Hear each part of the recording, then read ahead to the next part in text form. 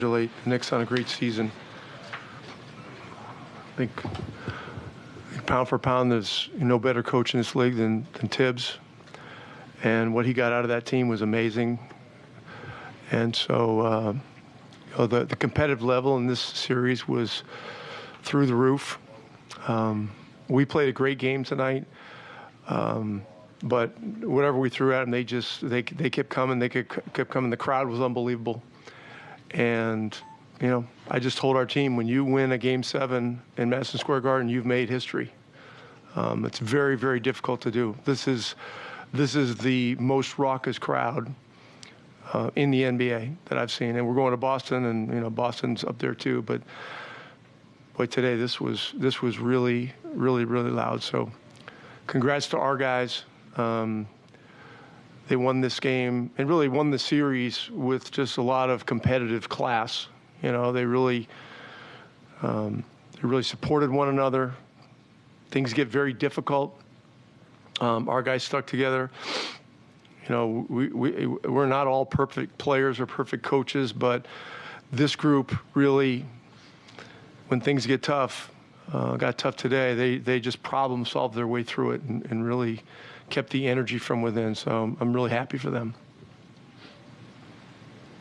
Rick, a historic offensive night for you guys in terms of made shots, all that kind of stuff. What did you see offensively that you guys were doing so well to allow for that to happen?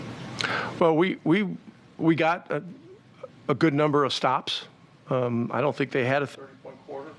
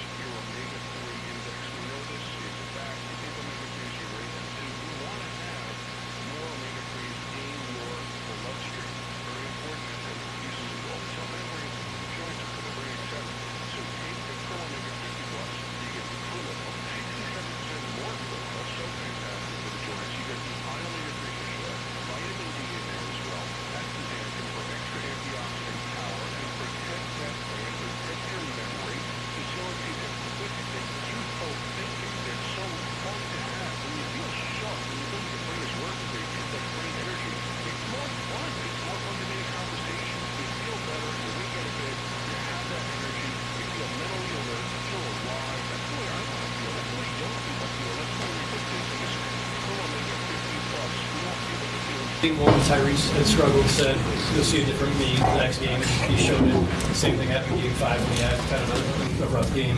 What have you seen and learned of him in terms of his ability to kind of find a new way or battle through it or change up as he goes? Well, Tyrese Haliburton is a great basketball player. He's a great point guard. If we need him to score 30, he can find a way to score 30. His job is to run the team.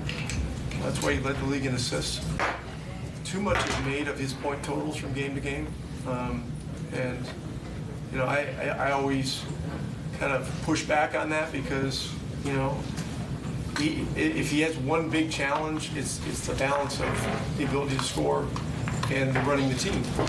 And when you have a guy that not only is a great passer, but gives his teammates great confidence when he passes the ball.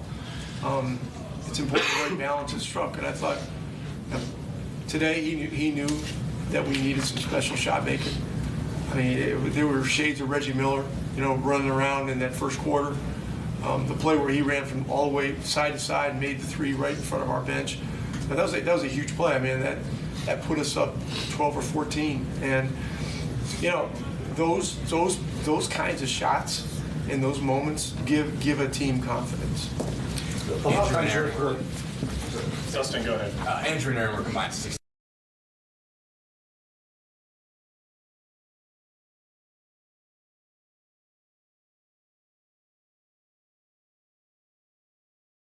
So,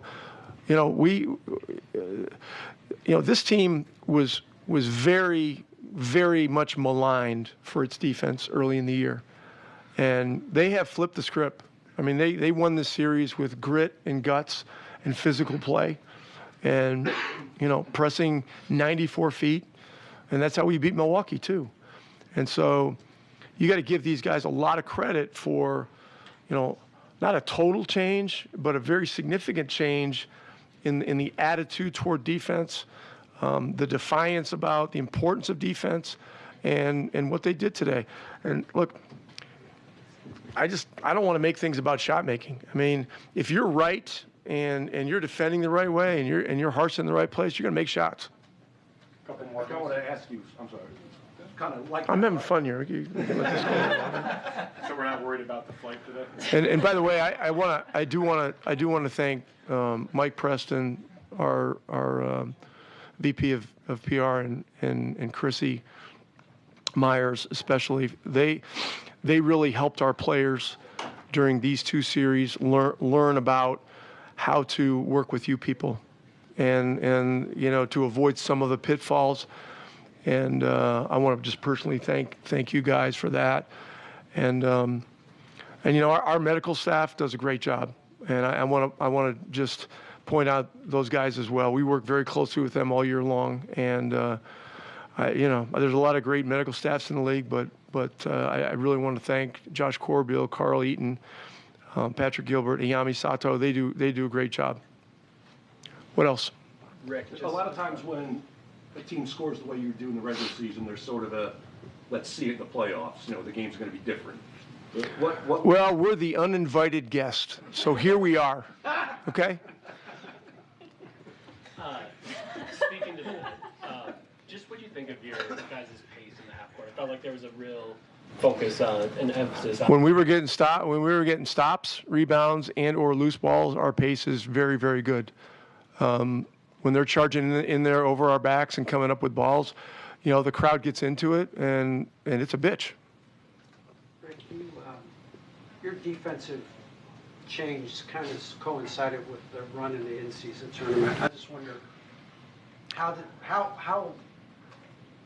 did that improvement kind of manifest itself through the rest of the regular season and into the playoffs as you saw it defensively? Well, after the in-season tournament, we just made a decision as a staff that we needed to be better. There was a huge shift. The day after Christmas, we played at Houston. We started two of our better, more physical defenders. And, we had Jalen Smith starting at the 4 along with Miles. We inserted Andrew Nembhard into the lineup. And, I just told our guys, we are going to make a stand and we're going to get better. We're just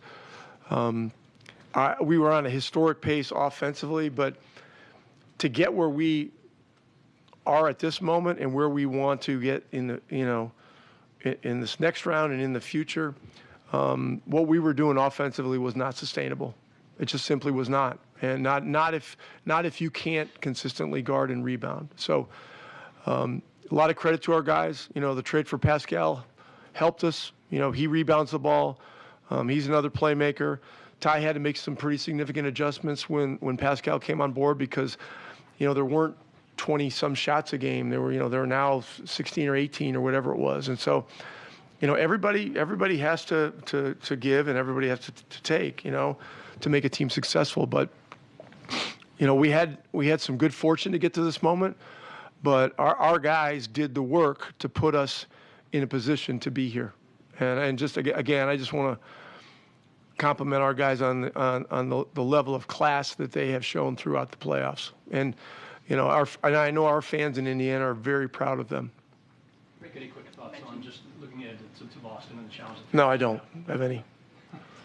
You mentioned arriving with kind of the right attitude, something you can't prepare for this atmosphere in Game 7. How did your guys strike that right tone just at the right time?